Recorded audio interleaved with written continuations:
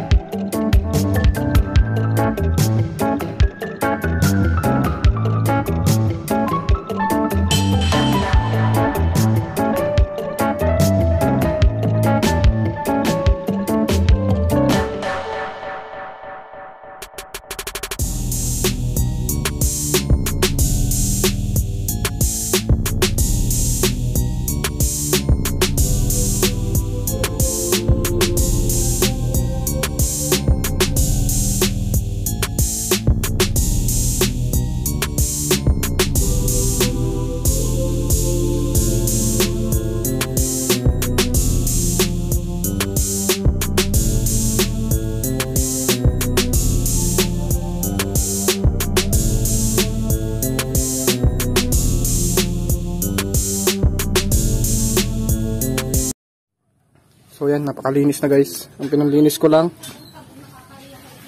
ito. Ano to? Gasolina lang to. Tapos brush. Tapos yung iba, binubuhusan ko ng tubig para mas mabilis na malinisan. Tapos doon naman tayo ngayon. Yan. Sa mismong pinagkakabitan niya kasi sayang lang din kapag sobrang linis na ito. Itong mga to. Tapos yun, napakadumi. So doon naman tayo. Pasensya na guys kasi time lapse ng ulit to. Para mabilis na tayo. So yan.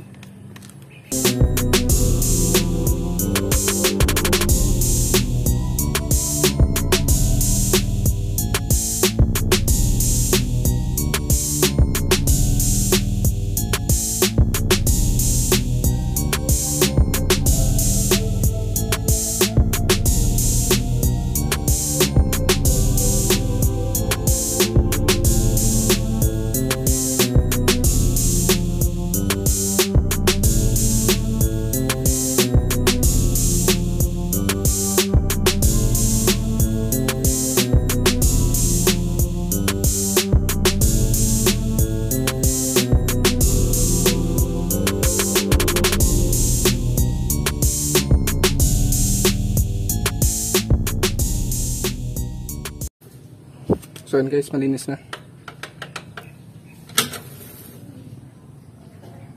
So yun, ito muna ano. Ito muna.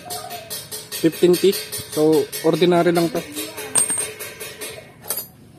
Ang gamit dito guys, 10mm.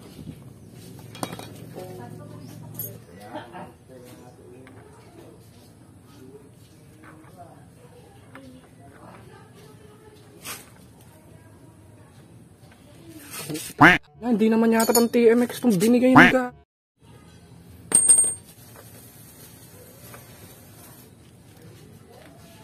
Hindi naman yata pang TMX talaga to. Ayan guys. Nakabili na ako. At mas makapal pa siya ano. Ayan. Mas makapal pa. So binili ko. 75 pesos lang. Sa bagay ito mas mura to tong isa. Sa 45 pesos lang to eh. Local. Pero ito, matagal naman na rin daw. Sabi 30,000 km guaranteed. 15T pa rin. Susubukan natin. Kabit na natin. Papasok. Kasi ito kaninang isa ayaw. Ayaw talaga eh. Ayun. Okay. Pasok na pasok. Sinailock na ito. Ito. Dito.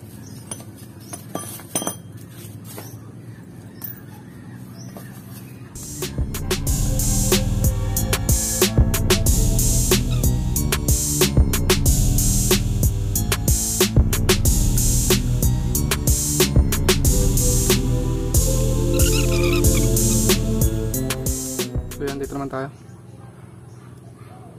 Saan na yung sprocket natin malaki?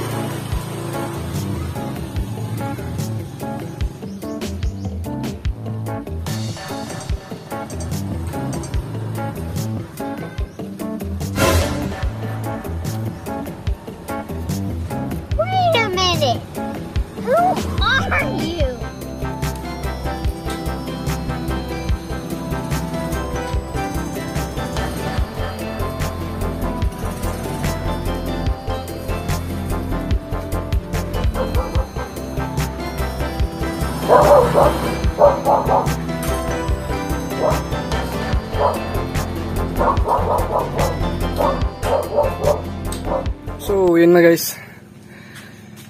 Tapos na. Okay. So, sa tingin ko masyado na itong mahaba, itong video na to. So, part 2 na lang yung pagpalit natin dun sa may gulong. Yan. Part 2 na lang yun, ano. At syempre, isabay na rin natin na magparehistro ng TMX natin. Kasi expired na to. Simula nung October. Kaya ngayon, November na, magde-December na. So, 1 month na delay or expired yung aking motor, kaya hindi ko nagagamit. Sakto, hindi ko pa naman ito na may maintenancean. So ayan, okay guys, maraming salamat nga pala ulit sa pagnood, ano. Sana may nakuha ko yung kahit konting knowledge lang about dito sa pagpalit ng chain and sprocket na ito. At yung pinakamahirap na part dyan, yung pagtanggal nito.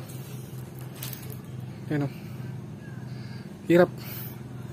Buta na may tools ako, pero mahirap pa rin siya kasi sobrang higpit. So yun lang. At syempre tsaga-tsaga na lang din kasi nga kailangan, ginagamit din natin yan everyday ang ating motor. So hanggang dito na lang ulit guys. Maraming salamat sa pagnood.